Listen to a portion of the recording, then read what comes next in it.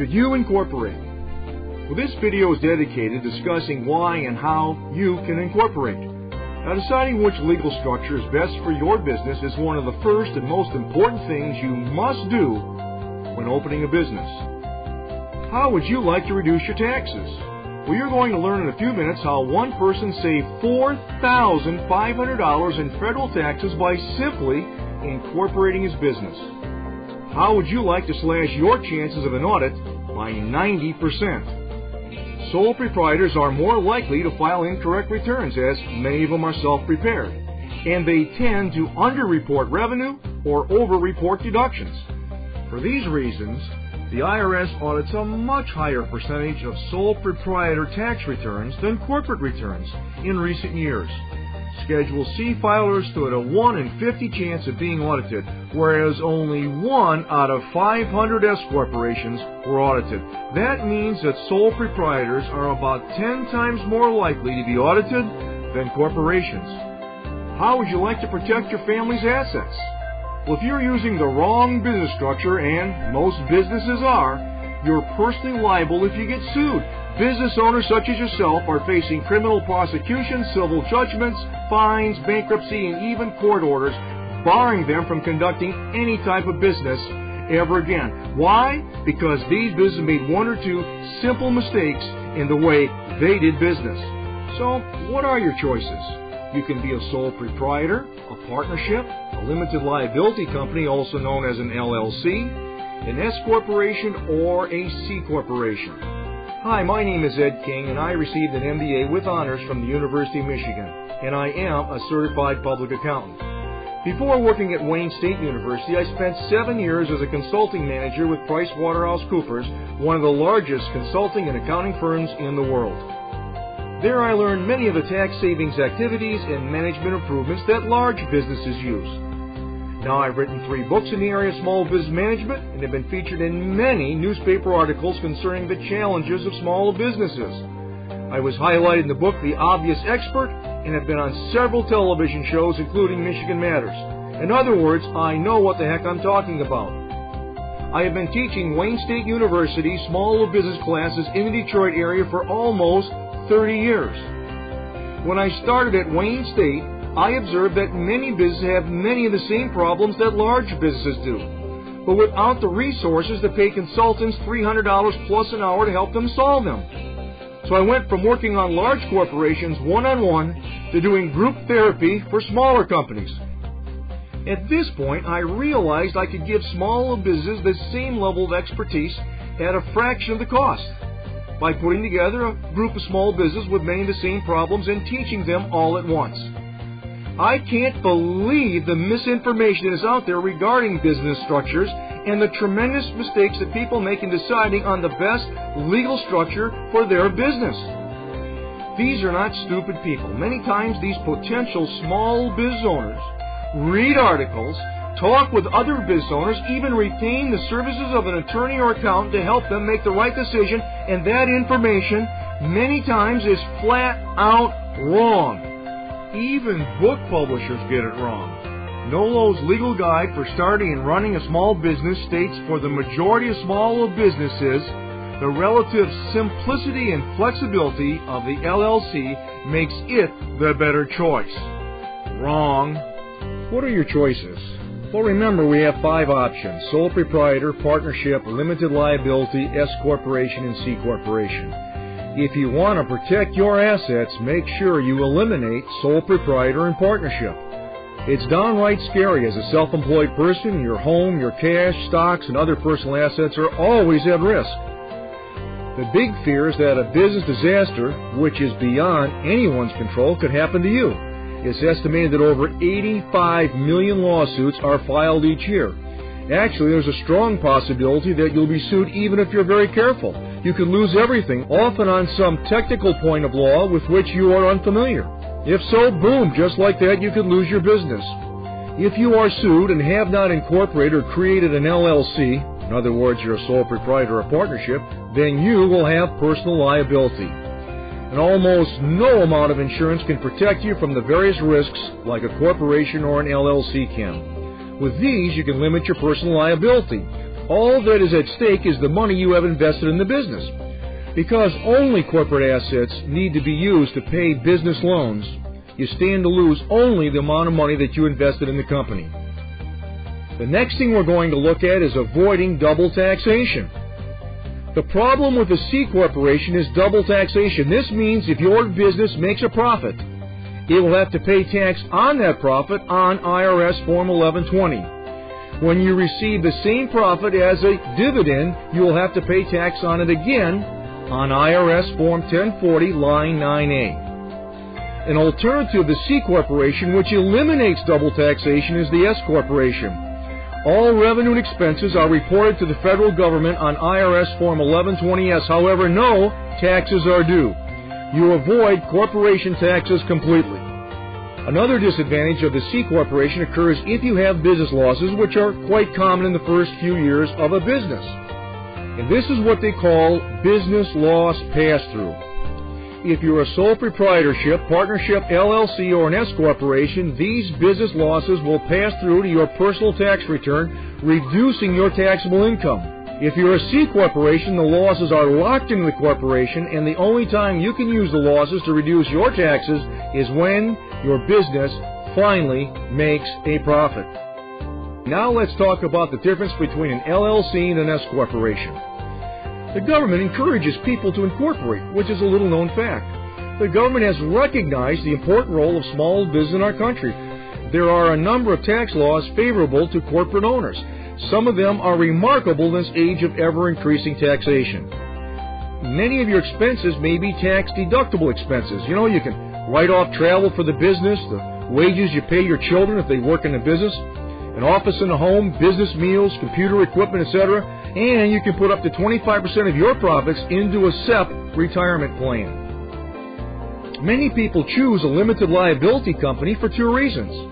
One, they have limited liability, and number two, the paperwork is minimal. However, this conclusion lacks a knowledge about federal taxes. Even veteran accountants and lawyers make this mistake. You will always pay the same federal income tax if you're a sole proprietor, partnership, LLC, or S corporation. But there is a world of difference in self-employment tax. Now, self-employment taxes are also called Social Security or FICA. This tax, in addition to the federal income tax, is 15% of your entire profits. For example, if you make $50,000 in your business, you will pay federal income tax, state income tax, city income tax, and $7,500 in self-employment tax. Now, we can reduce this amount dramatically by incorporating and identifying the profits as distributions and not salary, because, and here it is, there is no self-employment tax on distributions.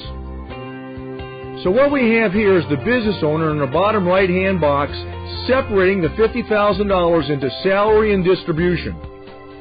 And because he pays no self-employment tax on the $30,000 distribution, he will save $4,500 per year. Now this is where it really gets interesting. If the owner from the previous example takes his $4,500 in savings and invests it in the stock market, and let's assume that the market goes up 11% per year, and yeah, I know some years are better than others. However, this is the average return on investment for stocks for the last 100 years. If he puts $4,500 into his retirement plan, for example, a SEP plan available at most banks and stock brokerage firms, the $4,500 would be tax deductible, and it would grow tax-free until he finally decides to take the money out.